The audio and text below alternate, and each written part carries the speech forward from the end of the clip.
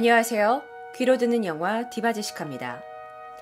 오늘은 희생부활자라는 영화를 준비해봤어요. 정말 참신한 소재로 재밌게 봤던 영화인데요. 이 영상은 스포와 줄거리를 포함하고 있기 때문에 귀로 듣지 않고 눈으로 보고 싶으시다면 여러분이 영화를 직접 보셔야 할 것 같네요. 영화의 첫 장면은 비가 오던 날이었어요.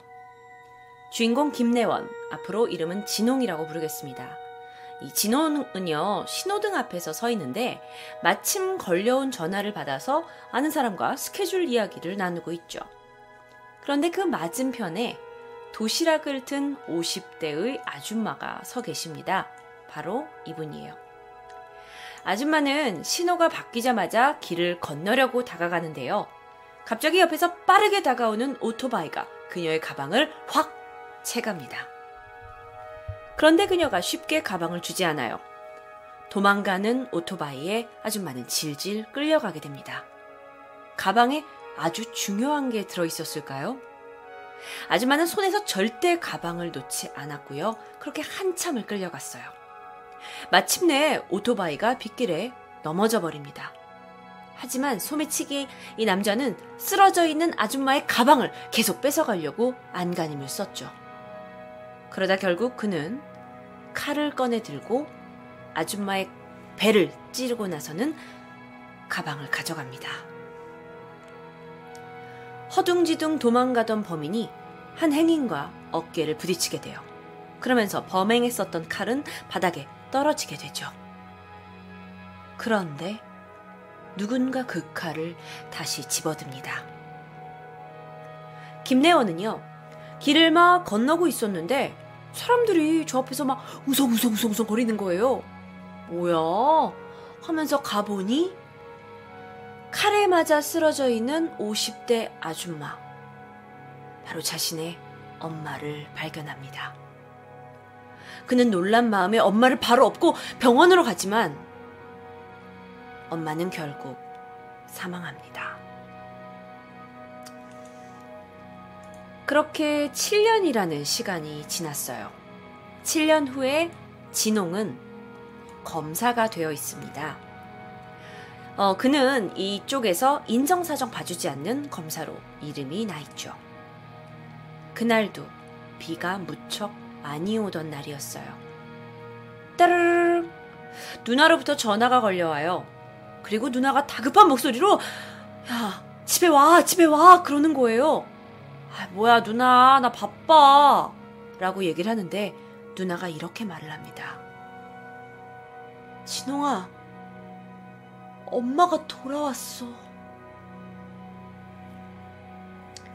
요즘 누나가 수면장애도 앓고 있었고 또 평소에 정신적인 문제도 있고 해서 아무래도 누나가 걱정이 돼서 집에 들려봅니다. 그런데 누나 집에 들어서자마자 거실 소파에 아주 평온하게 앉아있는 엄마 명숙을 발견하게 되죠. 엄마는 들어오는 아들을 보더니 평소처럼 밥 먹었니? 라고 하시는 거예요. 믿을 수가 없었어요. 엄마는 아들의 밥을 챙겨주기 위해 부엌에 들어갑니다. 그런데 갑자기 집안에 사람들이 몰려 들어와요. 누나네 교회 사람들이었어요. 어머, 살아 돌아온 거예요? 막 이러면서 그들이 막 이건 기적이에요 하면서 막 기도를 하고 노래를 하고 그러다 이 신도분들 중에 한 분이 하느님의 심판을 받은 건가요? 라는 단어를 얘기하죠. 그러자 갑자기 엄마가 부엌에서 조용히 계시다가 칼을 꺼내 들고 조용히 뒤를 돌아봅니다. 그러면서 아들 진홍에게 돌진하면서 아들을 죽이려고 해요.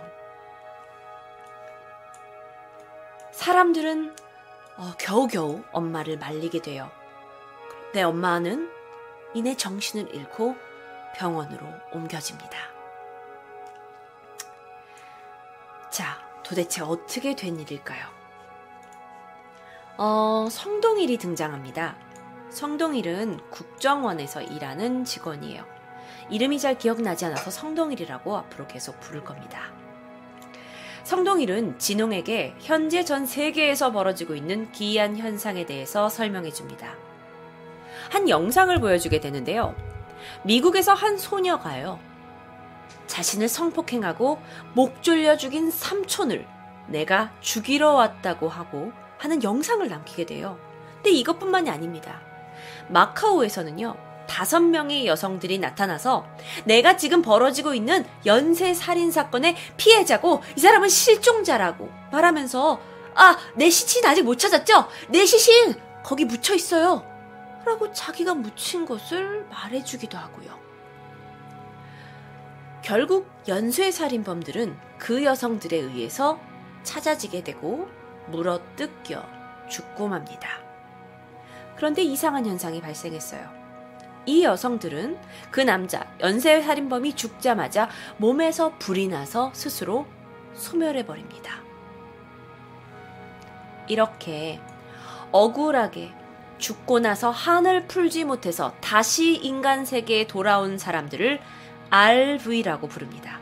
그런데 이 RV들에 대한 보고가 전 세계에서 89명이나 나타났다고 보도가 되어지고 있고요. 한국에서는 진홍의 엄마 최명숙이 처음으로 나오게 된 거예요.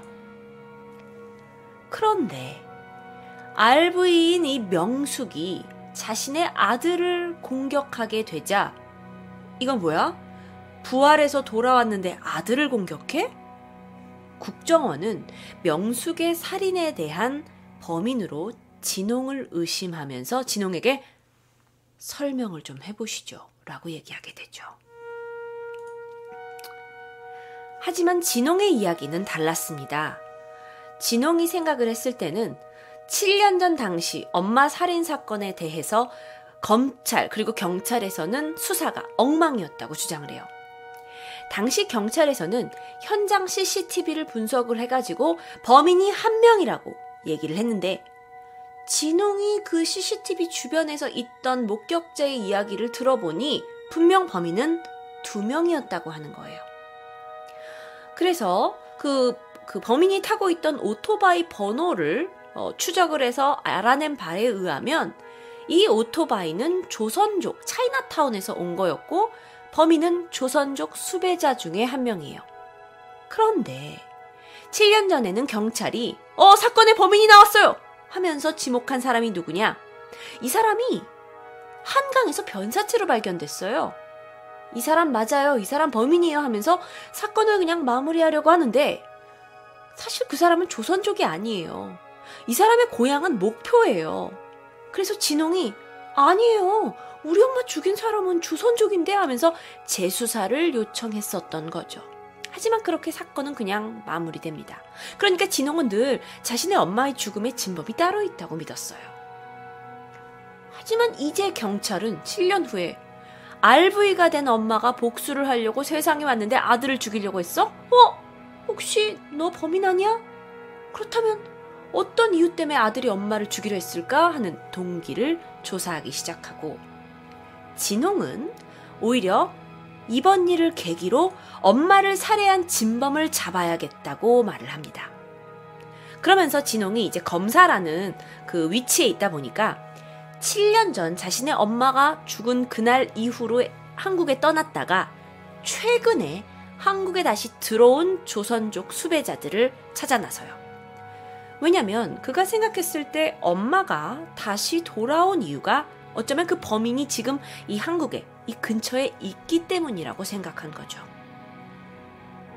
결국 진홍은 조선족 범인 김민준 씨인데 이 사람을 찾아내게 됩니다. 그의 DNA가 죽은 엄마의 손톱에 남아있던 DNA와 일치했어요. 자, 그렇다면 7년 전에 한강에서 발견된 범인은 조작된 거예요. 왜 조작했을까요? 그에 대한 대답은 국정원으로부터 들을 수 있었어요. 성동일 씨가 설명을 해주는 건데 먼저 이 설명을 듣기 전에 국정원이 해외로부터 지금 해외에서도 이 RV 건을 쉬쉬하면서 벌어지고 있잖아요. 이 해외로부터 RV에 대한 좀 더 정확한 정보를 얻을 수가 있었습니다. RV는 복수를 위해 부활한 거예요. 근데 그들은 자신이 살해당한 장소와 가까운 곳에서만 보통 복수를 진행합니다. 그리고 그들은 특이한 점이 빗속에서만 부활하고 다시 빗속에서 소멸할 수 있다라는 거죠. 신기하죠. 자, 진홍은요, 이 잡혀온 그 조선족 범인을 신문을 하다가 그날 그에게서 그는 이제 한 번의 칼로 엄마를 찌르고 도망을 갔는데 누군가가 나타나서 명숙에게 더 칼부림을 했고 그것 때문에 죽게 됐다라는 걸 알게 돼요. 자, 여러분 이제부터 잘 들으셔야 됩니다. 이야기가 점점 더 복잡해집니다. 국정원 말고 경찰이 있어요. 경찰은 진홍의 편이 아니에요. 진홍이 죽였을 거라고 생각을 하고 조사가 들어갔는데 이 와중에 경찰이 새로운 정보를 입수하게 돼요. 엄마, 이제 부활한 엄마가 여기 있습니다. 엄마 명숙이 이제 사망하고 나서 아들이 보험금을 타게 돼요. 그런데 그 보험금 때문에 아들이 죽였을 것 같지는 않은데 보험금을 조사를 하다가 보험금을 탄 게 아들뿐만이 아니라 또 다른 사람도 있었다는 걸 알게 돼요. 그런데 그 사람이 전혀 연관이 없는 사람이에요. 그래서 이 사람이 누군가 하고 알고 보니 이상한 점을 발견합니다. 9년 전에 이 보험금을 탄 사람의 할아버지인데 이 사람의 아들과 9살 된 손녀가 의문의 교통사고로 사망한 기록이 있는 거예요. 그런데 마침 그 사고가 난 곳은 홍은동, 진홍과 엄마가 살던 집 근처였다는 거죠. 이게 무슨 관련이 있을까요? 국정원은 비밀리에 조선족 범인을 데려갑니다. 그리고 어떻게 했냐?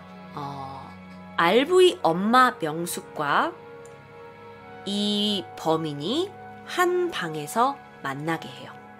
무슨 일이든 벌어지겠죠. 만약 그가 진범이라면 명숙은 그에게 복수를 할 거고 사건은 다 해결될 거예요. RV는 한을 품고 세상을 떠나겠죠. 자, 이 둘이 마주쳤습니다. 범인은 살아있는 명숙을 보면서 완전 깜짝 놀래요. 명숙은 천천히 범인에게 다가갑니다. 그리고는 푹! 목을 꺾어서 비틀어 버려서 그를 죽여버리고 말죠. 이렇게 돼서 그녀가 소멸되는 걸까요? 그런데 이상합니다. 그녀는 불타지 않았고 그저 정신을 잃게 돼요. 자, 그렇다면 이 죽은 이 조선족 범인의 시신은 어떻게 해야 될까요? 국정원은요, 이 시신을 한강에 유기하게 돼요. 그러면서 하는 말이 이렇게 유기를 하면 나중에 어차피 시신이 물에 띵띵 불어서 발견될 거고 어차피 우리가 국가수랑 한 편이기만 하면 신분은 우리가 충분히 조작할 수 있어 라고 서로에게 설명을 하게 되는데 7년 전에도 이랬을까요? 이제 진홍이 궁금한 것은 다른 데 있습니다. 왜 범인을 조작했냐는 거예요, 도대체. 그가 들은 설명은 정말 충격적이었습니다. 7년 전 엄마 명숙이 죽었을 때 CCTV를 봤고 국정원은 많은 것을 알고 있었어요. 엄마를 진짜 죽인 다른 존재가 있었다는 걸요. 그런데 문제는 그 존재는 또 다른 RV였어요. 그리고 명숙을 죽인 이후에 그 RV는 바로 불로 소멸됐죠. 그렇다면 그는 누구였을까요? 그는 바로 9년 전 홍은동 교통사고로 딸과 함께 사망한 바로 그 남자였어요. 즉 다시 얘기하면 국정원은 이 명숙이 사고로 2년 전에 이 두 명을 죽였고 이들이 죽고 나서 다시 돌아와서 명숙을 죽인 거라고 진홍에게 설명을 하죠. 엄마도 살인자였던 거예요. 자, 그런데 이때 전화 한 통이 걸려옵니다. 진홍에게요. 얼마 전부터 계속 이 진홍 검사에게 연락을 하려고 했었다가 안 된 박요한이라는 전직 경찰이 자살을 하게 돼요. 근데 이 박요한이라는 사람이 누구냐? 잘 들으세요. 이 사람은 9년 전에 홍은동에서 엄마 명숙에게 돈을 받고 트럭 도난 사건을 무마해 준 사람이에요. 그런데 그가 자살을 해요. 왜 했을까요? 그의 유언에는 9년 전 차 사고로 죽은 여자아이가 자꾸 어느 날부터 내 눈에 보여요. 내 주변을 맴돌고 있어요. 아마 내가 죽기를 기다리나 봐요. 라고 유서에 적혀 있었어요. 그렇다면 우린 생각을 해볼 수 있죠. 아버지는 명숙이 죽였다고 했지만 그 딸은 경찰관이 죽였나? 그런데 엄마는 누굴 죽이려? 그런데 여기서 이 유서에 진홍이 언급됩니다. 서진홍 검사, 당신도 자수해야 합니다. 라고요.